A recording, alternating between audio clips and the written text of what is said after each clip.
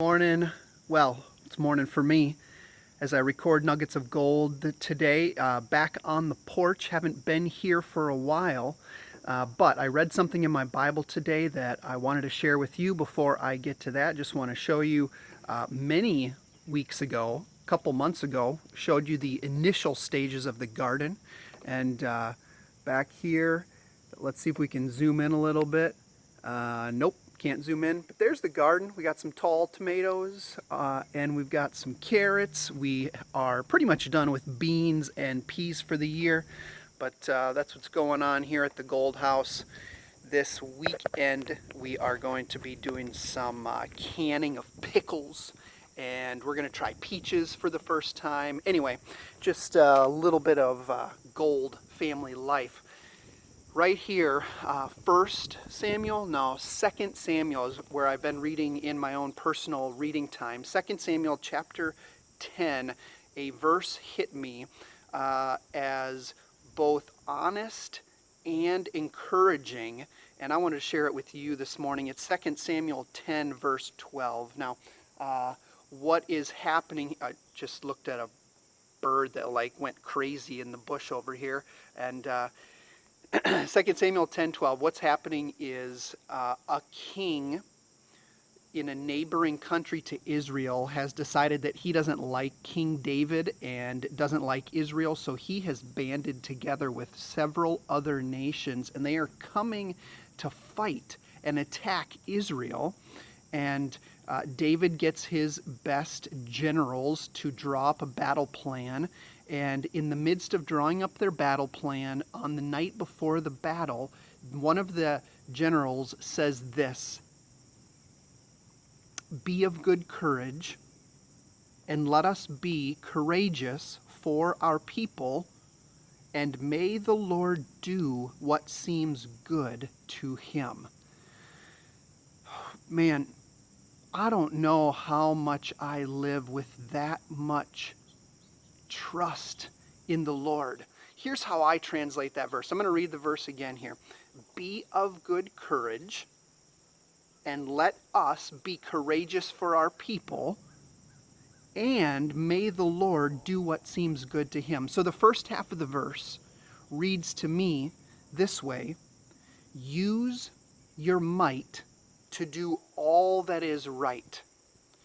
Let's be courageous. Let's be courageous for our people. We need to give this everything we've got. We need to lean into this. We need to press into this. Lives are at stake for them. We need to give the best of what we have, and we need to give the best for our people.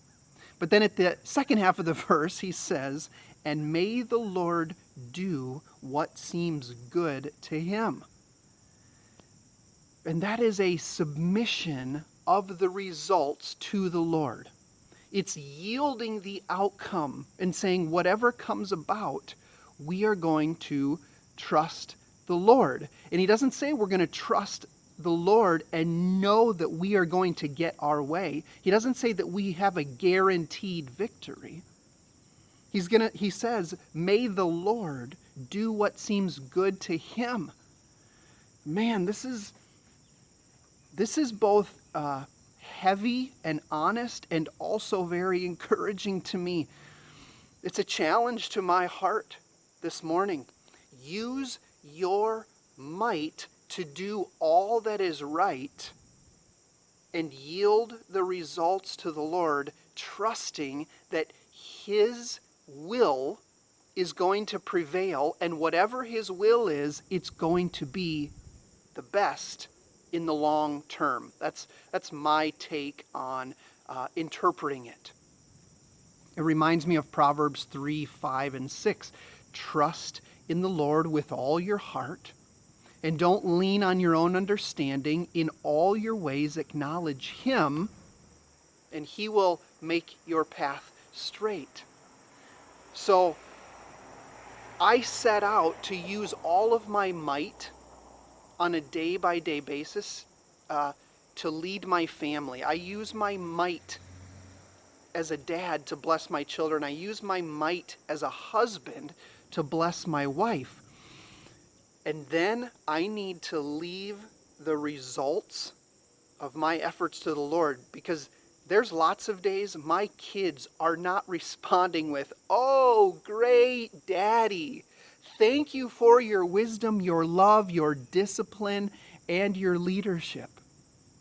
And there's even some days in my marriage where I am giving it my all as a flawless man, but really digging in, trying to be courageous, trying to love my wife, and the result of that isn't always the showering of praise and affection and love and appreciation and admiration that I might wish it would be. And I need to leave the results in the Lord's hand. I need to work with all my might to do what is right and trust God with the outcome for how my children respond or how my children grow up. That's not in my hands. We prayed for our daughter's brain tumor a year ago. We prayed for our son's heart surgery 6 years ago, 7 years ago. We put him in the best hands. We did everything we could, but then we had to yield the results to the Lord. Because if we didn't yield the results to the Lord as parents or as spouses or as workers or as people dealing with diseases, if we don't yield the results to the Lord, then we are going to make demands. And if our demands aren't met, then we are going to become bitter. We're going to become angry at the Lord, saying, "You didn't do it my way." So I want to remind you today, be of good courage.